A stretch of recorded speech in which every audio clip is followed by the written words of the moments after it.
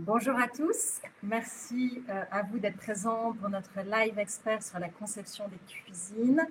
On va attendre un petit peu que tout le monde soit connecté.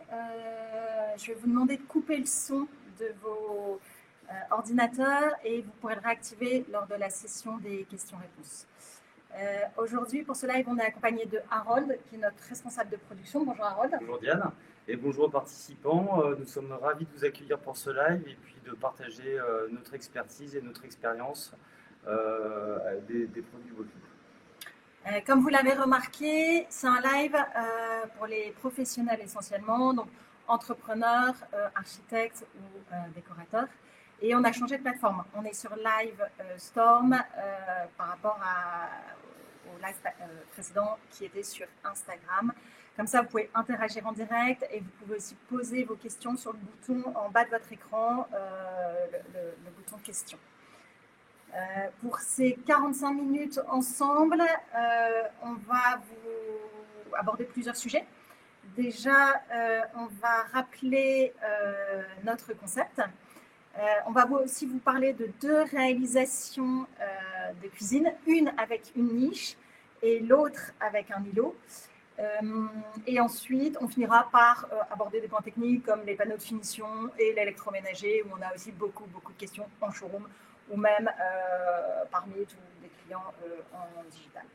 Donc, comme Diane vous l'a dit précédemment, entre chaque partie, on va répondre à vos questions. Donc, n'hésitez pas à poser vos questions via l'onglet questions qui est en bas de l'écran. Donc, pour commencer, le premier point de notre live, donc c'est le concept Voclip. Est-ce que vous pouvez... Alors, juste un petit rappel rapide pour ceux qui nous découvrent ici aujourd'hui.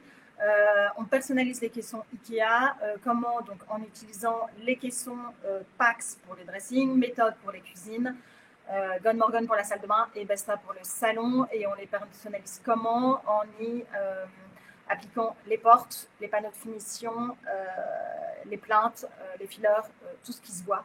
Vous les prenez chez Voclip et chez Ikea, ça sera les caissons, les charnières à ne pas oublier. Ça aussi, on pourra y revenir en fonction des caissons et les pieds.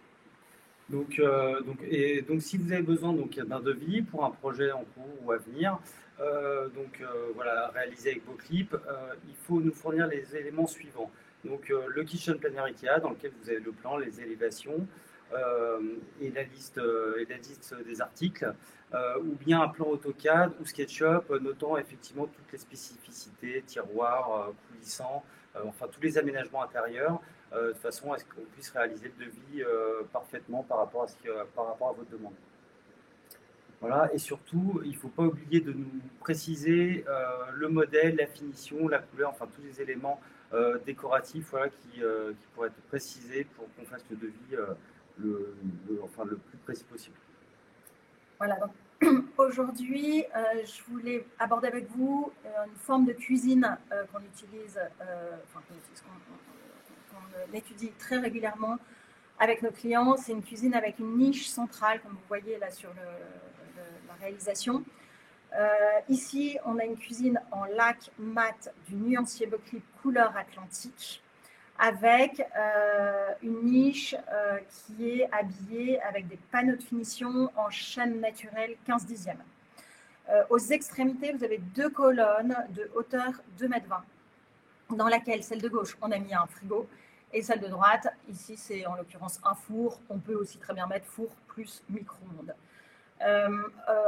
Au centre, vous avez deux rangées de meubles hauts. Donc, tout en haut, c'est ce qu'on appelle des surmeubles. Donc, dans la liste Ikea, attention à bien chercher ces meubles-là dans l'onglet surmeubles de colonne et pas dans l'onglet meubles hauts. Donc, ce qu'on appelle les surmeubles sont tout en haut. C'est profondeur 60 cm pour ces surmeubles-là. Donc, c'est toute la ligne des meubles hauts tout en haut. Et ensuite, on a aussi des meubles hauts en faible profondeur, qui est la deuxième rangée, qui sont de 39 cm de profondeur, ce qui nous permet de faire le décalage.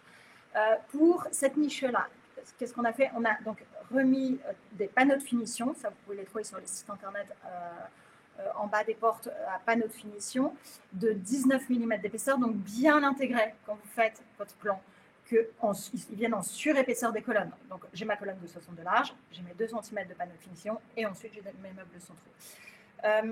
La chose à intégrer aussi, ça sera si on veut aligner donc, meuble haut, meuble bas et meuble très haut. Ça sera là, comme vous le voyez sur le slide, sur la photo, c'est qu'on a rajouté effectivement entre la porte qui est sous le four et les 2 tiroirs à gauche. Vous voyez aisément qu'on a bien 2 cm. Là, en l'occurrence, c'était une joue un champ de panneaux de finition qu'on avait ajouté. 2 cm tout en bas, 2 cm tout en haut. Et comme ça, je peux respecter les alignements et j'ai bien mes 2 cm de chaîne sur la niche. Donc ça, c'est pour les panneaux verticaux. Pour les panneaux horizontaux, donc ce qu'on appelle des sous-faces de meubles hauts en architecture.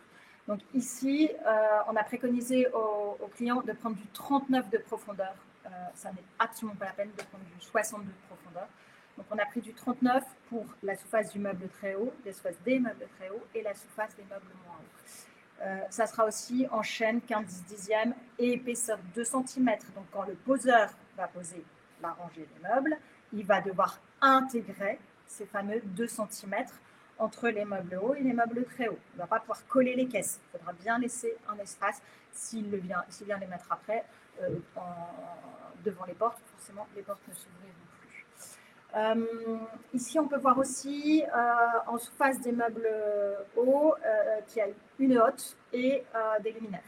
La hotte, ici, ce qui est joli, c'est qu'on a fait la réservation dans le panneau de finition. Réservation, c'est quoi? C'est un trou de la taille de la hotte. Et la hotte, on l'a mis en applique.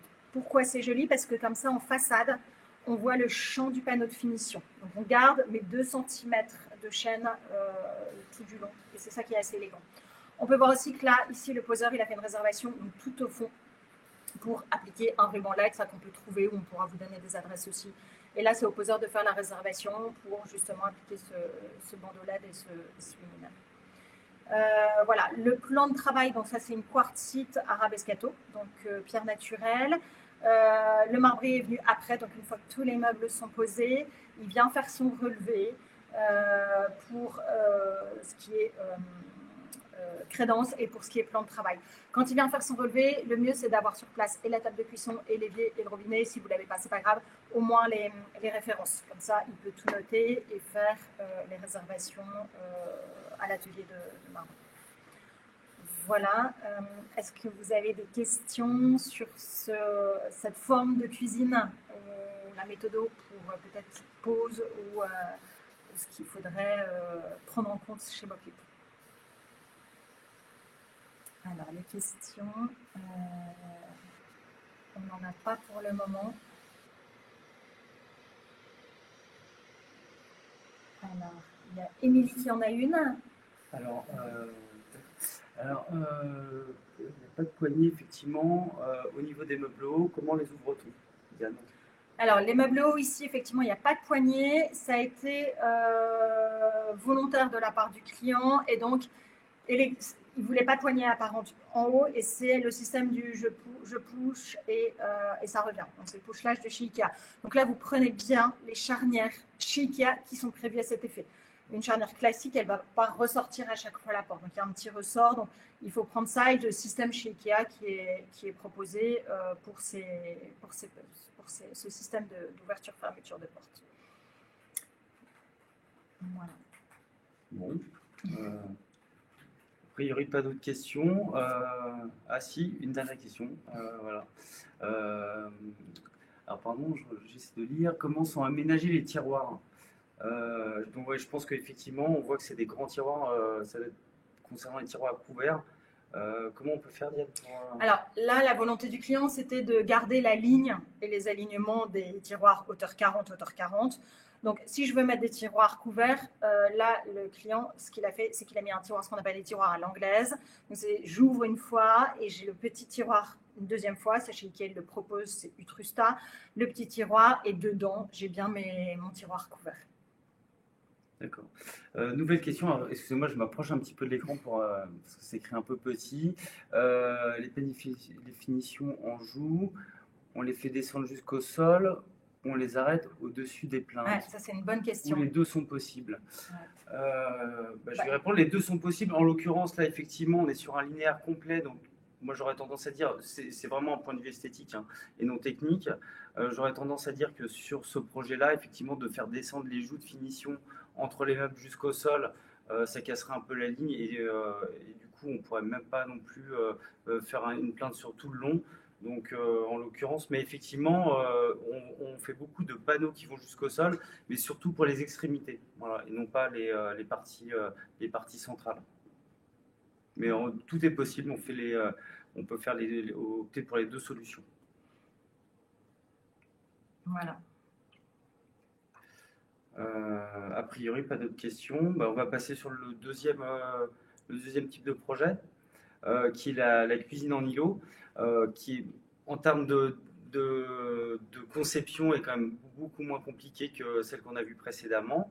En l'occurrence, cette cuisine, elle est composée, comme vous pouvez le voir sur le plan, d'un linéaire, voilà, composé effectivement d'un évier robinetterie, donc partie laverie, on va dire, sur le linéaire, et d'un îlot avec un espace repas et une zone de cuisson, voilà, dans lequel vous avez en partie basse le four et la plaque de cuisson avec la haute intégrée. Donc c'est à nouveau le modèle pur de chez Beauclip, donc façade lisse, en lac mat, coloris prêt. Ça, ce sont des poignées en fait que le client a acheté, mais vous pouvez très facilement retrouver d'autres modèles de poignées sur notre site. On a une trentaine de modèles, donc avec des poignées sur la tranche, des poignées boutons, des poignées tirants. Donc voilà, on a un choix assez varié. Donc vous pouvez trouver votre bonheur certainement sur le site Beauclip. Donc on va commencer par l'îlot. Donc là pour le coup c'est un plan de travail en quartz. Le client a pris le parti de faire des retombées en plan de travail, ce qu'on appelle des jambages, mais l'option des panneaux de finition Beauclip aurait pu être possible. Donc là c'est des meubles qui sont dos à dos, donc on aurait pu le faire avec deux panneaux de finition de profondeur 62 qui existent en deux hauteurs. 80 pour être à fleur de caisson, 88 pour aller jusqu'au sol, comme on l'a vu précédemment, comme la question que vous avez posée. Et d'ailleurs, si vous le voyez sur la photo, on a entouré la partie basse du panneau de finition, donc pour vous montrer qu'effectivement, on peut faire des panneaux qui vont jusqu'au sol. Troisième solution, on aurait pu utiliser notre nouveau modèle qui est sorti cette année, qui est le côté cintré. Que vous pouvez retrouver également sur le site internet et dans les photos Beauclip. Voilà pour ce qui est un peu les côtés de finition. Après, on peut revenir effectivement sur l'autre partie de l'îlot, dans lequel vous avez. J'attends qu'on fasse switch la photo. Voilà, donc sur cette partie-là, donc la partie cuisson. Intégration du four dans un caisson Ikea avec deux options possibles, soit le tiroir de 20 cm en partie basse, soit un petit tiroir de 10 en partie basse et un tiroir de 10 en partie haute, ou un bandeau si vous avez la table de cuisson au-dessus.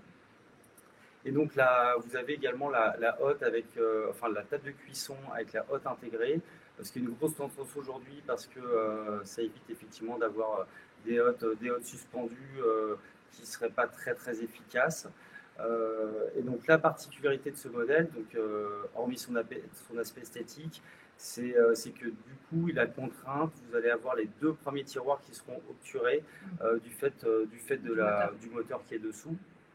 En fonction du fabricant, vous allez soit pouvoir recracher directement derrière les meubles, ou sinon, en fait, il va falloir placer un bloc moteur, un bloc d'extraction en fait en partie basse entre le bas du caisson et le sol, donc au niveau des plaintes. Avec petite contrainte, c'est qu'en règle générale, c'est 10 cm d'épaisseur et les pieds Ikea et les plaintes prévues font 8 cm. Donc il faudra juste adapter, remettre les pieds un peu plus haut et voir pour envisager d'avoir des plaintes un peu plus hautes. Voilà la contrainte de ce système-là, mais qui marche très bien. Et on peut le faire aussi en extraction Oui, on peut le faire en extraction extérieure, alors, avec d'autres contraintes. Donc, c'est soit en sortie directe, en sortie murale, avec un bloc moteur intégré, ou soit éventuellement, si vous avez un vide sanitaire, passer en sous-sol avec un bloc moteur déporté. Voilà, en général, toutes les options sont possibles chez les entre guillemets vrais fabricants de hottes. Voilà, donc là une vue sur îlot linéaire et donc concernant linéaire, on peut ajouter effectivement il y a eu l'intégration d'une cave à vin en pose libre, donc en général qui va jusqu'au sol. Il vous suffit de faire la découpe de plinthe de part et d'autre de la cave à vin, ou sinon vous pouvez opter pour une cave à vin intégrable qui elle va être encastrée dans le caisson et qui vous permet d'avoir la continuité de la plinthe sur toute la longueur du linéaire. Voilà, les deux options sont possibles.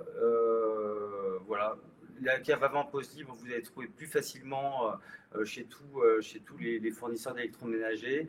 La cave à vin intégrable, c'est un peu plus entre guillemets élitiste, mais vous pouvez la trouver sur des sites comme Eurocave, Climadif ou Vintage. On a une question à Rolls, on peut revenir sur l'image précédente, c'est assez intéressant sur l'îlot encore présent. C'était en fait on a l'îlot et on a on a ce petit meuble là de 20 cm sur la gauche. La question c'est est-ce qu'il est vraiment indispensable pour le plan de travail? C'est-à-dire, je pense que la question c'était est-ce que pour je la peux pluie, faire... du plan de Voilà, travail. Alors non, en l'occurrence, tout dépend du matériau du plan de travail. Là c'est du quartz, c'est assez rigide, on est en 2 cm d'épaisseur. Donc, au niveau de la flexibilité, il n'y a pas trop de crainte. Donc, on aurait pu très bien ne pas avoir ce meuble-là. Je pense que c'est un choix de rangement, en tout cas pratique du client ou de l'architecte qui a conçu la cuisine. Mais ce n'était pas forcément nécessaire. Après, on va voir avec le marbrier. On va voir avec le marbrier. Et voilà, et vous auriez pu très bien aussi terminer avec une joue sur mesure de chez Beauclip. Voilà, je pense que effectivement l'épaisseur du plan de travail fait que c'est assez rigide pour avoir un espace de 90 voire 1 mètre, 1 mètre 20, 1 mètre 20 disponible pour l'espace repas. On a encore une autre question. Alors, vous parlez de remontée. C'est la première question. Sur les plaintes et elles n'ont pas une hauteur de 10. Je pense qu'on peut se remettre, c'est sur la haute. Oui, c'est sur la haute. Ouais. Alors, pour revenir, en fait, les hautes, oui, alors, effectivement. Quand on a une haute plan de travail, c'est pas celle-là. Quand on a une haute plan de travail, on a besoin de plaintes de 10 cm quand on passe chez Novi. Typiquement la Upside. Hein. Oui. La Upside. Donc, ça veut dire qu'on a le caisson de recyclage qui est juste derrière et le caisson de mémoire il fait 9 cm, le caisson de recyclage de Novi. En revanche, si on a la Bora, par exemple, Pura, Puru, elle est recyclable, Pura, c'est extraction, il n'y a pas besoin d'avoir ce caisson de recyclage d'air pour l'air vicié, tout est là-haut. Donc, on pourra avoir la plainte de 8 cm. En fait, la plainte de 10, c'est uniquement quand on a l'air qui ressort sur le pied comme sur la photo. En fait, le bloc de filtration, c'est un bloc de filtration, un rectangle hein, qui est placé en général sous les meubles pour pouvoir recracher directement au niveau de la plainte. Après, il faut vraiment vous fier aussi aux préconisations des fabricants. Il y en a certains qui vont vous dire que leurs hottes sont très efficaces sans système de filtration extérieur. Notamment chez Bora, avec de nombreux essais, alors que d'autres vont forcément le conseiller. Donc ça, tout dépend un peu du fabricant, de ses préconisations et du retour aussi des utilisateurs. Voilà. C'est ça. Après, chez Beauclip, on est revendeur Bora et Novi. Donc, on a l'habitude de travailler avec ces deux marques-là, c'est pour ça qu'on est plus à l'aise pour vous renseigner sur ces deux modèles, sur ces deux marques-là. Après, il y a Ikea aussi qui a lancé une table de cuisson avec hotte intégrée qui est très bien aussi. Voilà, on vous invite aussi à regarder les décibels. Oui, il faut être très vigilant. En fait, ce qui va justifier le prix, c'est la puissance d'extraction, enfin d'aspiration, et également effectivement l'insonorisation du moteur. Ça, c'est un paramètre très important qui va jouer effectivement aussi sur le prix de la hotte. Donc, c'est pour ça que vous pouvez avoir des écarts assez conséquents d'un modèle, enfin d'une marque à une autre. Donc, soyez très vigilants sur ce point-là. Ouais, puissance d'aspiration et décibels, comme c'est des pièces en général ouvertes, quand c'est des hottes intégrées. Faites attention à ça. Ok. Donc on a une dernière question, à moins qu'on passe au suivant, mais proposez-vous d'autres produits chez Beauclip? Pardon. À mes clients. Hot, ouais. Novi et, ouais, et l'autre marque, Bora, ça y est, je l'ai. Et on propose aussi tout ce qui est évier et robinetterie de chez Bradano pour tout ce qui est évier par le dessous, par le dessus, et toute la gamme Bradano, on la propose aussi chez Beauclip. Voilà, est-ce que vous avez d'autres questions sur cette hôte ou même sur des îlots, sur des porte-à-faux de plans de travail? Ça aussi, on a beaucoup la question. On en a une autre. Ok, je vais essayer. C'est écrit. Excusez-nous, c'est un peu écrit petit. Donc, pensez-vous proposer les plans de travail, que nous puissions proposer un package à nos clients? Oui. Alors, on propose les plans de travail. Oui, on en propose déjà dans nos showrooms et autour de la zone géographique de nos showrooms. On a un showroom à Lille, à Lyon, à Bordeaux et à Paris. Comme on propose des plans de travail essentiellement en pierre naturelle, donc tout ce qui est granit, quartzite et céramique. La céramique, c'est de la terre qui est chauffée à 900 degrés, donc c'est très résistant. Les marbriers partenaires qui travaillent autour de nos showrooms, ils peuvent se déplacer sur votre chantier pour faire le relevé, etc. Donc ça, vous nous envoyez la demande et vous pouvez proposer le pack à vos clients. Quand c'est des chantiers qui sont un peu plus excentrés pour nous par rapport à nos showrooms, ça va être difficile. On a des adresses, par exemple, typiquement à Quimper, en Bretagne, on travaille avec Pierre de Plan, voilà, on a d'autres marbriers partenaires. Et donc ça, on vous laissera peut-être voir avec eux en direct, mais on est force de proposition avec des marbriers avec lesquels on travaille en France sur tout le territoire. Alors, ce qui est important de savoir, notamment dans des îlots ou même tout type d'implantation, à partir du moment où vous travaillez sur un matériau en fait qui est onéreux et qui nécessite des découpes spécifiques en atelier, c'est d'installer toute la cuisine et de faire effectivement le relevé de mesure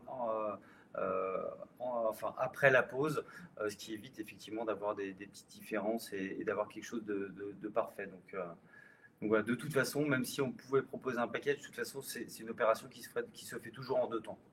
Voilà, exactement, oui, en timing. Il faut vraiment pas que les caissons ne bougent quand le marbrier vient faire son relevé. Vraiment, les caissons ne doivent plus bouger. Et bien évidemment, entre le moment où il fait son relevé et le moment où il vient poser, on le dit parce que c'est déjà arrivé, il ne faut pas que les caissons bougent non plus. Parce que forcément, lui, il arrive avec son plan de travail, il ne pourra pas l'adapter. Ce n'est pas de la pâte à modeler, c'est vraiment du granit. Voilà, donc les caissons ne bougent plus en le fond de temps. Voilà, est-ce que vous avez d'autres questions? Je pense qu'il y en a encore une. Tout en haut. Je me rapproche, pardon. Ok. Si les joues vous se sol, comment gère-t-on l'aspect du nettoyage d'humidité qui pourrait impacter les joues? Effectivement. Alors, après, 2 solutions. Effectivement, vous faites jusqu'au sol. Il faut être relativement précautionneux quand même au niveau du lavage, éviter de laver à grande eau. Voilà, de toute façon, toutes nos façades sont quand même sur un support à base de bois. Donc effectivement, ça craint l'humidité. La petite reco, c'est de ne pas la mettre sur le sol. Effectivement, effectivement, de jouer un petit peu sur la hauteur de positionnement, de garder 1 ou 2 mm pour éviter de retomber jusqu'au sol, ou demander à vos poseurs de mettre des petits systèmes de vérin très discrets qui pourraient relever de quelques millimètres. Effectivement. Après, il y a beaucoup, en l'occurrence chez moi j'ai des joues au sol et effectivement en termes de nettoyage, si effectivement on ne lave pas à grande eau, ça résiste relativement bien, quoi. Mais effectivement, après si c'est du bois, il faut peut-être laisser 1 ou 2 mm en partie basse, donc l'appliquer sur les caissons, entre les caissons, et qu'elle ne touche pas le sol, ça ne se verra pas, on ne verra jamais, ça ne se voit pas à l'œil nu, mais au moins s'il y a un accident, c'est surtout l'eau elle passe en dessous de la joue, il n'y a pas de souci. Donc soit effectivement fixation de la joue sur le caisson, un petit peu relevé de quelques millimètres, soit voir avec votre poseur qu'il a juste un petit vérin très fin, plutôt discret, qui soit pas très très visible. Et voilà. En l'occurrence là sur ce plan là c'est du quartz, donc pour le coup aucun souci, là on peut laver ça quand même. Voilà. Mais effectivement c'est une bonne question. Ouais, on a souvent c'est ça. Donc on va passer un peu à l'étape panneau de finition. Je vous laisse Diane un petit peu.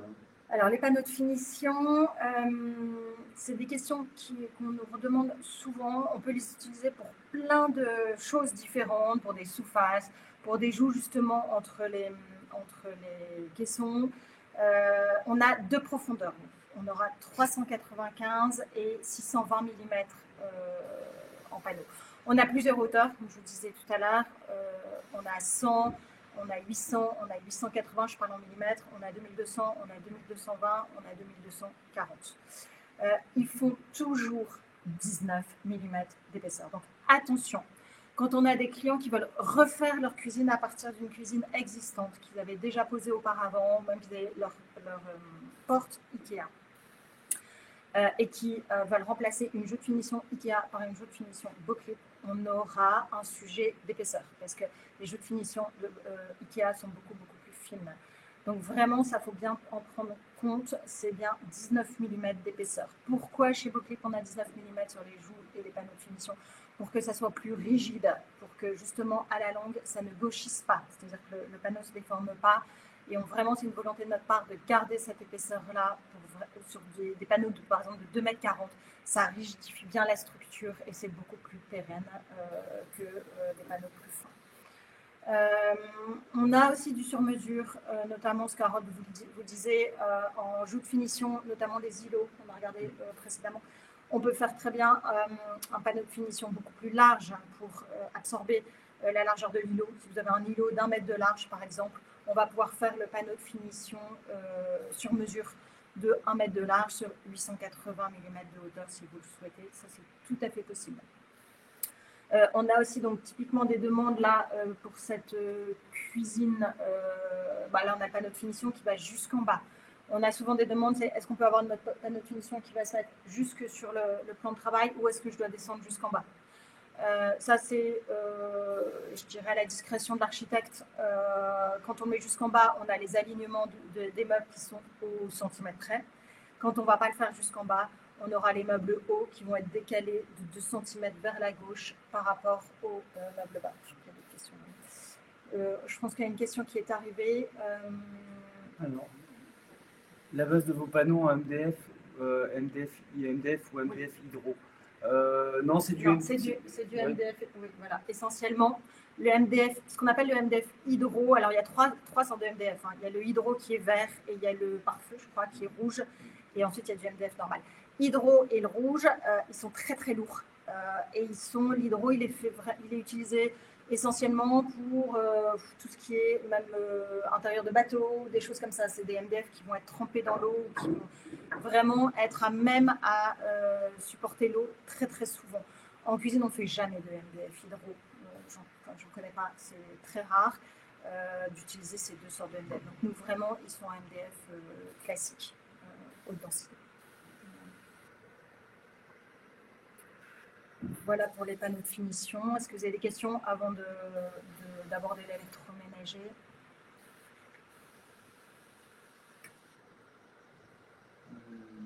Non, a priori pas d'autres questions. On va passer à la partie électroménager. Donc en fait, voilà, c'est survoler un petit peu tous les types d'électroménagers de façon à vous donner quelques petites astuces pour acheter les bons électros. Et pareil, donc avoir un projet sans souci. Donc on va commencer par le lave-vaisselle, voilà, qui est une question récurrente chez nous. Peut-on garder un ancien lave-vaisselle? Quel nouveau lave-vaisselle faut-il acheter? Donc il faut absolument, pour l'achat d'un nouveau lave-vaisselle, absolument s'équiper du système à glissière. Pour la simple et bonne raison, c'est qu'au moins ça vous évitera de couper les plaintes et si vous avez une cuisine un peu de recul, de voir la partie basse découpée, c'est pas très joli. Donc surtout prendre un système de lave-vaisselle à glissière, comme vous voyez sur le schéma, en fait le principe est tout simple, c'est qu'il y a un système coulissant. Quand vous ouvrez votre porte, la porte se glisse vers le haut et donc pour effectivement éviter de taper dans les plaintes, contrairement effectivement au schéma que vous avez à droite. Donc ça c'est très important. Petite astuce, vous pouvez éventuellement aller sur le site Darty qui dans la partie filtre en fait permet de sélectionner les lave-vaisselle compatibles Ikea. Ça reste un site internet. Je vous invite quand même à vérifier si le système est bien à glissière. Voilà. Mais en tout cas, ça fait un filtre déjà sur les références possibles. Et donc, comme vous pouvez voir sur l'écran, on vous donne déjà 3 références de lave-vaisselle qui sont compatibles avec le système à glissière. Si votre client veut garder son ancien lave-vaisselle, vous pouvez opter pour un système effectivement qui existe chez Ikea. En revanche, il est assez compliqué à poser, donc il faut vraiment des poseurs assez calés sur le sujet parce que c'est assez fastidieux quand même. Vous pouvez retrouver les tutos sur YouTube et vous verrez c'est assez compliqué. Donc privilégiez vraiment le système, le lave-vaisselle à glissière. Après, si on n'a pas de lave-vaisselle, là, typiquement ce matin, on a eu un client qui avait déjà son lave-vaisselle, c'était un Whirlpool de mémoire, qui était bloqué parce que le Whirlpool acceptait des plaintes entre 9 et 15 cm de hauteur. Donc là, la solution, ce qu'on s'était dit, c'était de décocher la plainte. Hein. C'est ça, Rod ? Oui, vous avez toujours des solutions de décocher la plainte, mais esthétiquement, c'est quand même moins joli. Voilà. Donc décocher la plainte, c'est de faire une encoche en U sur la largeur du lave-vaisselle de 60 cm de large. En hauteur, on met 4-5 cm environ. Et ça nous permet de baisser la porte et qu'elle ne vienne pas buter sur la plainte, mais qu'elle vienne se glisser justement dans ce vide, dans cette encoche que le poseur aura fait précédemment. Donc, en règle générale, il y a toujours une solution quand même si la vaisselle n'est pas compatible. Il y a cette solution-là de décocher la plainte. Du coup, on va passer à la partie réfrigérateur. Alors, réfrigérateur, on a aussi beaucoup de questions sur cet électroménager-là. De plus en plus, on nous demande d'intégrer dans nos chiffrages et dans nos projets des frigos dits américains, notamment le Samsung, qui est assez bien référencé sur le marché français. Donc, c'est des frigos qui sont en pose libre, bien évidemment. Et quand vous faites votre AutoCAD ou Sketch ou même dans le plan Ikea, attention à bien intégrer les espaces entre ces frigos américains-là. On a besoin d'espace pour l'échappée de la porte et pour l'épaisseur de la porte. Ce sont des frigos qui ont moins 10-15 cm d'épaisseur de porte. Donc, quand je les ouvre, sinon, ça va venir buter sur mon caisson à côté Ikea. Donc, je ne peux pas coller vraiment mes caissons Ikea à ces frigos américains-là. Première petite chose à savoir. Deuxième chose, c'est que le frigo américain, très souvent, il est très profond. Donc, il faudra bien se noter que, comme sur la photo, vous voyez l'espace d'ailleurs, il va ressortir par rapport au nu des portes de la cuisine Ikea. Donc, je suis à 60, 62 ou peut-être plus si j'ai voulu décaler un petit peu. Mais un frigo, typiquement le Samsung, de mémoire, il fait 70 de large. Donc, il va ressortir de 10 cm par rapport au nu des portes de la cuisine Ikea. Voilà pour ces gros frigos-là qu'on nous demande de plus en plus. Pour le frigo classique qu'on met dans une colonne intégrée, donc en 99% des cas, c'est un frigo congélateur. Hein, donc j'ai le congélateur en partie basse et la partie frigo en partie haute. Les constructeurs, forcément, naturellement, ils ont construit leur appareil de telle façon à ce que ça réponde à des standards, mais pas forcément à ma colonne de 220 ou de 240 de chez Ikea. Donc, très fréquemment, même le plus souvent, mon congélateur, il ne fera pas 80 cm de hauteur, ma partie congélateur. Alors que là, sur les photos, vous voyez que les portes, elles font bien 80 cm de hauteur. Pourquoi on le sait ? Parce que 80 cm, c'est la norme chez Ikea, et que là, il est aligné, typiquement sur la photo, la porte congélateur, elle est alignée à la porte de gauche, qui est une porte standard 80 cm de hauteur. Comment avons-nous fait ? Comment les clients ont fait ? Comment les architectes ont fait ? Ils ont surélevé leur appareil de telle façon à ce que la jonction congélateur-frigidaire, elle arrive bien à 80 cm. Et ça, chez Ikea, quand vous achetez la colonne frigo, c'est compris dedans et c'est justement réfléchi en amont. Et là, sur cette illustration-là, vous voyez cette tablette-là que le poseur va fixer en partie basse de la colonne, et il va calculer en fonction de l'appareil, et il va la fixer de telle façon à ce que cette jonction, elle arrive bien à 80 cm de hauteur. Et là, je n'aurai pas de problème pour la porte et congélateur et frigidaire. Donc ça, c'est pour la porte, donc congélateur. Ensuite, en haut, donc je vais forcément relever mon appareil. Attention à ce que la partie, j'ai assez de place pour la partie frigidaire réfrigérateur quand je reste surélevé mon appareil. On a des clients ou beaucoup d'architectes qui nous demandent Oui, mais moi, je veux ma colonne de 2,40 m, je veux pas de joint creux, c'est-à-dire deux portes au-dessus. Donc, je voudrais une grande colonne. Donc, si j'ai 800 en congélateur dans une colonne de 2,20 par exemple, ou de 40 même, il me restera 140 plus 260 typiquement de portes. Sauf que là, j'ai mon frigo qui fait 100, qui fait 1000 mm de hauteur. Donc ça me fera, il me restera un vide de 60 cm. Donc on a beaucoup d'architectes qui nous disent, ah bah à ce moment-là, moi je vais prendre une porte de 160 pour ne pas avoir de joint creux, et je vais fixer mes 100 sur la partie des 100 du réfrigérateur, et les 60 cm, c'est pas grave, je les fixerai sur la caisse Ikea. Et là, nous, on n'est pas forcément pour, enfin par expérience, le problème c'est qu'une seule et même porte va être fixée et sur un appareil et sur une caisse. Et c'est pas bon du tout, parce qu'à la longue, la caisse va peut-être un peu, l'appareil va peut-être un peu bouger, et du coup la porte va se tordre, va gauchir un peu, parce que les forces ne seront pas les mêmes sur la caisse que sur l'appareil. Donc on déconseille fortement cette méthode-là, et on conseille vivement, pour plus de pérennité et que les alignements soient parfaits, d'opter pour une petite porte tout en haut de 40 cm. Et à ce moment-là, je prends ma porte de 1200 mm de hauteur sur le frigidaire. Voilà, tout ce qui est charnière, donc c'est fourni par les constructeurs, comme le lave-vaisselle.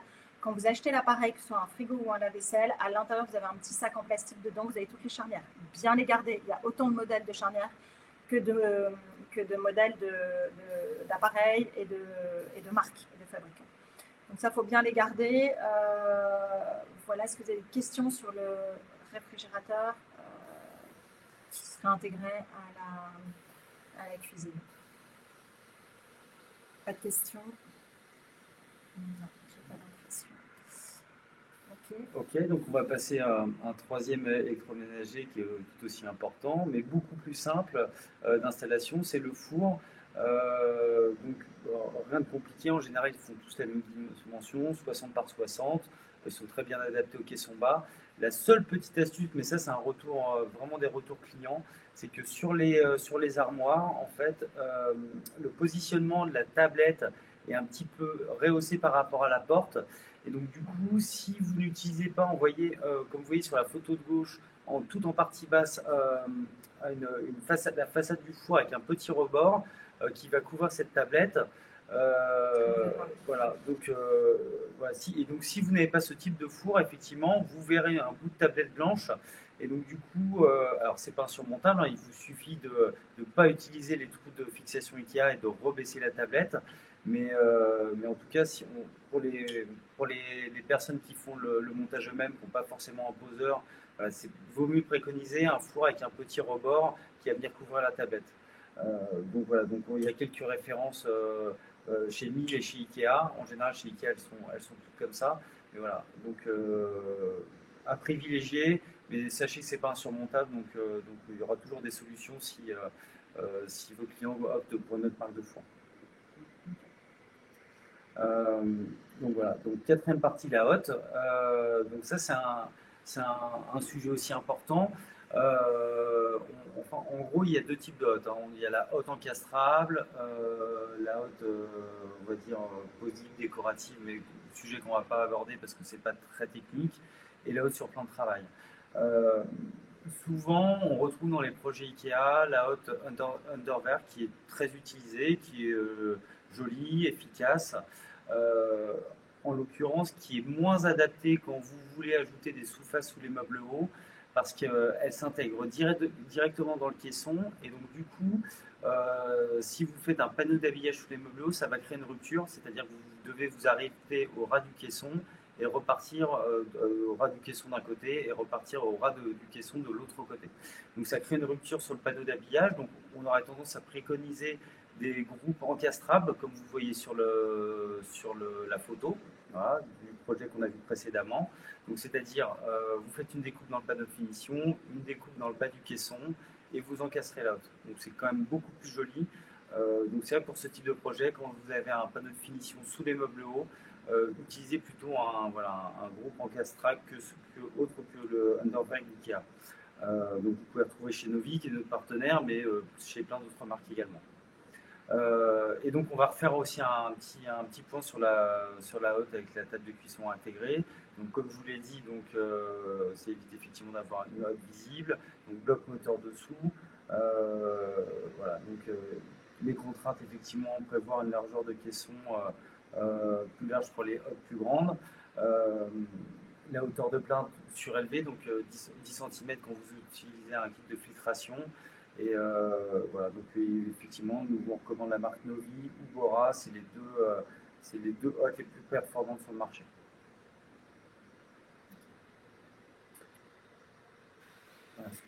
Voilà. Est-ce que vous avez des questions concernant les hottes encastrables, le modèle IKEA, les autres modèles, éventuellement la hotte sur plan? Après, l'avantage de la Bora, c'est qu'on n'aura pas le caisson, le filtre, qui va filtrer l'air vicié, qui va le ressortir. Bora, c'est vraiment intégré juste sous la hotte et pas forcément partie basse derrière la plainte. Effectivement, chez Bora, c'est vraiment préconisé. Pour eux, ça marche réellement. Alors pareil, on peut retrouver des vidéos sur le site Bora ou YouTube. Ils garantissent vraiment la qualité de filtration, donc c'est-à-dire que tout l'air qui est rejeté est dépourvu d'humidité et de graisse. Donc, voilà, c'est pour ça qu'ils préconisent effectivement sans filtration, sans ajout de kit de filtration. Donc, on a quelques petites questions. Donc Bora, c'est sans filtre. Non. En fait, tout le système de filtration de Bora, il sera à côté du moteur. Intégré au moteur. Donc, voilà, là vous le voyez, il est intégré dans le moteur. Donc là, vous voyez le rond sous la table de cuisson et ensuite l'air va partir derrière la caisse. Il n'y aura même pas de tuyau d'évacuation, il n'y aura rien du tout. Donc ça va partir derrière la caisse IKEA, donc entre le mur et le caisson, en l'occurrence, ou entre le deuxième caisson si c'est un îlot, là pour le coup. Et ensuite, après, ça part vraiment derrière les plaintes et on ne s'en occupe pas. C'est ça qui est... Et on l'a déjà posé plusieurs fois, la Bora. Les clients sont absolument satisfaits. Il n'y a aucun problème avec la Bora. Donc c'est vrai que pour la pose, c'est ce qui est le plus simple. C'est le modèle le plus simple à poser en tout cas, et ce qui évite effectivement de relever un peu vos meubles de quelques centimètres, éventuellement voir un autre système de plainte, voir sur mesure. Donc oui, effectivement, c'est le modèle le plus simple à installer. Alors je vois qu'on a une autre question.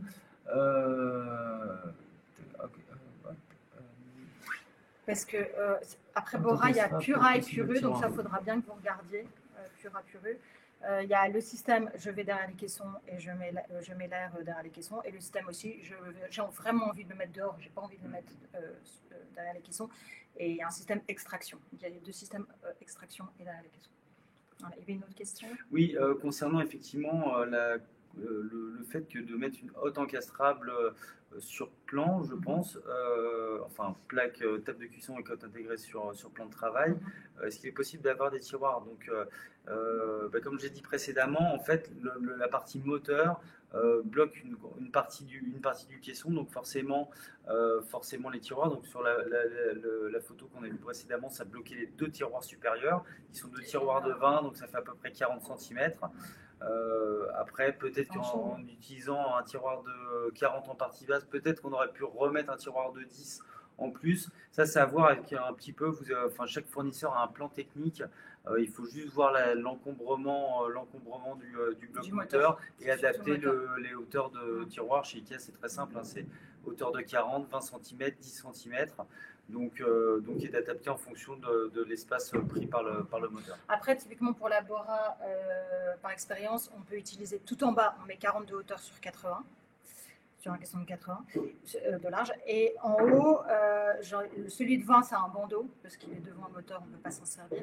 Et celui du milieu de 20, je compte de mémoire, on peut mettre celui avec le faible profondeur. Donc c'est le tiroir de 30, tiroir bas de 39 de profondeur. Voilà. Donc oui, on peut adapter les tiroirs en fonction de... Ouais. Et vraiment, ce sera spécifique à chaque fabricant, chaque modèle. Il faut prendre bien le soin de regarder effectivement les encombrements sur les fiches techniques pour pouvoir adapter les tiroirs en conséquence. Okay. Il y a une autre question. Donc, beaucoup de questions sur Bora. Ouais, toujours pour la Bora, faut-il un espace à l'intérieur des meubles? Oui. 1 ou 2 ou 3 3 cm à l'intérieur du meuble. Une grille à l'arrière.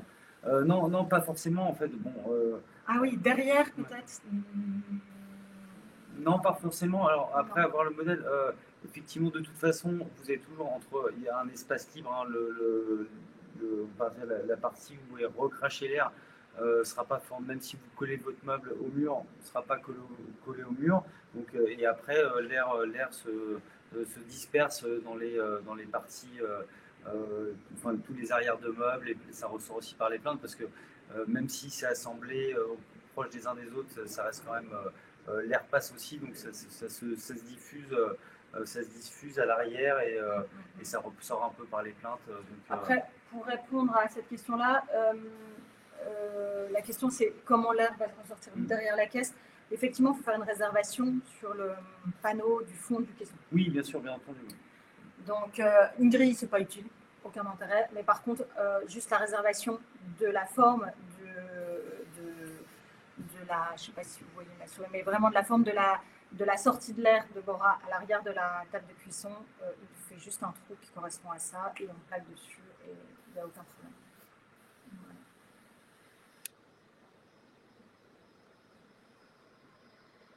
A priori... Il n'y a pas d'autres questions. Après, si vous avez d'autres questions, vous pouvez très bien nous les reposer au fur et à mesure, puis on y reviendra surtout, notamment sur ces tables de cuisson avec hôte intégrée qui sont assez techniques.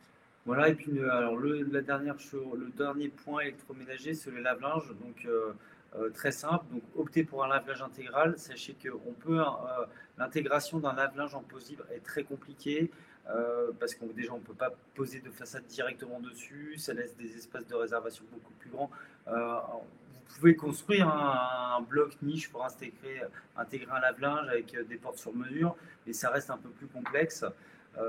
Donc voilà, effectivement, c'est lors d'une nouvelle cuisine, préconiser quand même l'achat d'un lave-vaisselle, d'un lave-linge intégrable. Voilà. Donc ce qu'il faut savoir, en tout cas chez Beauclip, si c'est un lave-linge intégrable Ikea, il faut effectivement prendre une porte classique avec des percements de charnière. Et si vous optez pour un lave-linge autre qu'Ikea, il faut opter pour une façade type façade lave-vaisselle, donc c'est-à-dire non percée, déjà parce qu'esthétiquement, comme ça, quand vous ouvrez la porte, il n'y a pas les trous, et que les charnières, en fait, c'est des charnières en appli qui sont fournies avec le lave-linge et qui se mettent à la pose de la cuisine. Donc pas de trou de charnière prévu, donc c'est très simple d'installation. Donc voilà. Donc, porte avec trou de charnière pour le lave-linge intégrable Ikea, porte sans trou de charnière pour le lave-linge intégrable d'une autre marque.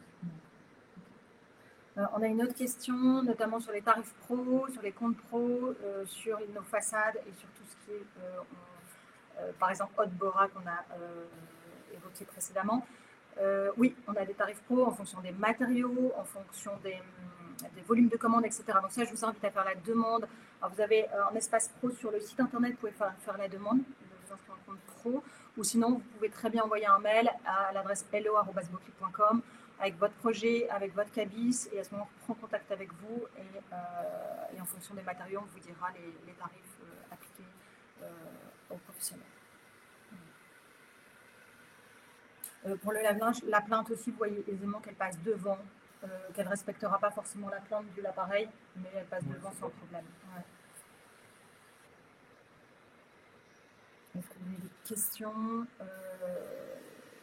sur l'électroménager ou même sur les points évoqués précédemment?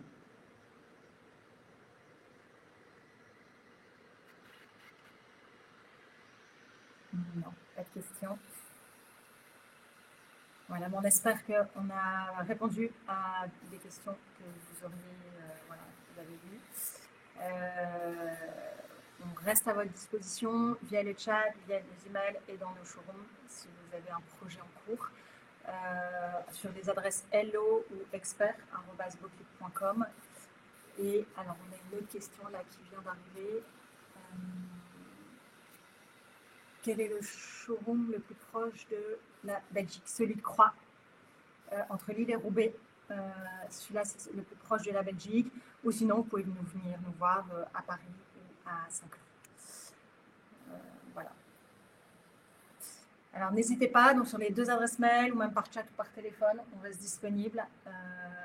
Et puis on vous souhaite une très bonne journée et à bientôt pour un prochain live qui sera axé essentiellement sur les meubles salle de bain, sur ce que vous devez acheter, notamment les meubles salle de bain cintrés plissés, les côtés droits, les côtés gauches, les profondeurs, les hauteurs, etc. On a beaucoup de questions sur les Godmorgon, sur ce qu'on doit garder, ce qu'on ne doit pas garder quand on achète un Godmorgon.